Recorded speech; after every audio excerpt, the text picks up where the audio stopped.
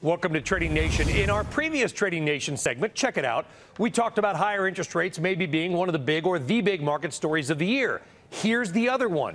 Energy. Suddenly, oil's around 65 a barrel here and 70 in Brent crude trading overseas. What does that mean? Where are the opportunities? Mark Tepper and Craig Johnson are your Trading Nation team today.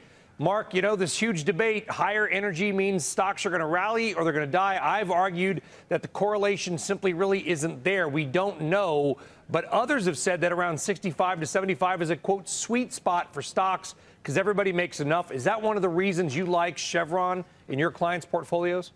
Yeah, I mean, we're very bullish on energy overall right now. I mean, you look at the global economy is expansionary.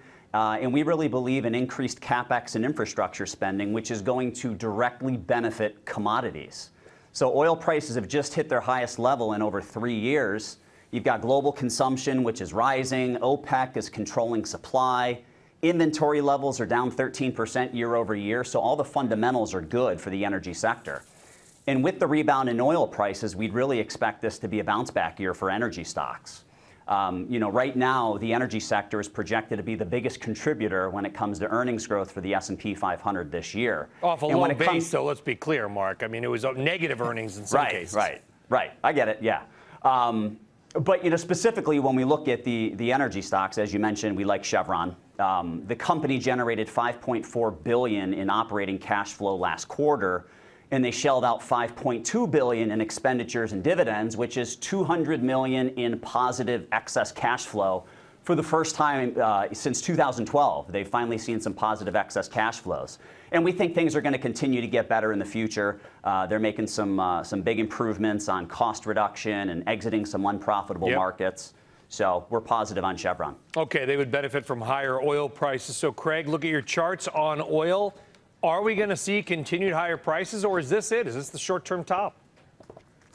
Well, Brian, I think we got a little bit more to go in oil. And when you look at the crude oil chart that we provided, there's a kind of a clear inverted head and shoulders bottom that was made in oil over the last several years in here. And the measured objective based upon the neck to the headline stood up, took you to right around that $70 mark. So where we are right now, around $63, $64. Get through 65, where you got a little bit of resistance, you're going to go to 70. So I think you got a little bit more room to go for this trade to work. We upgraded this sector too early, but in the fall of 2016, it worked well until March, and we kind of been working through some weakness since. But it's now coming back to life, and I continually hear this is a very under-owned area for a lot of very large portfolio managers. Now, the stock that we're pitching ConocoPhillips. If you look at this stock, you got a very nice, well-defined price channel. Move to the upper end of the channel puts you up at least 10% higher from where you are right now.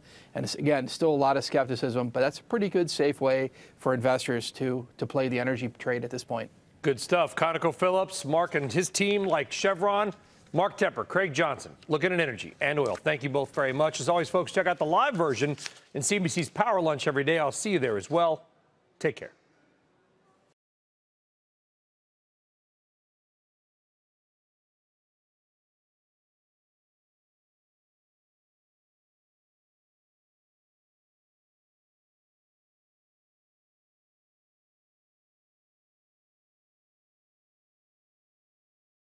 Hey there, thanks for checking out CNBC on YouTube. Be sure to subscribe to stay up to date on all of the day's biggest stories. You can also click on any of the videos around me to watch the latest from CNBC. Thanks for watching.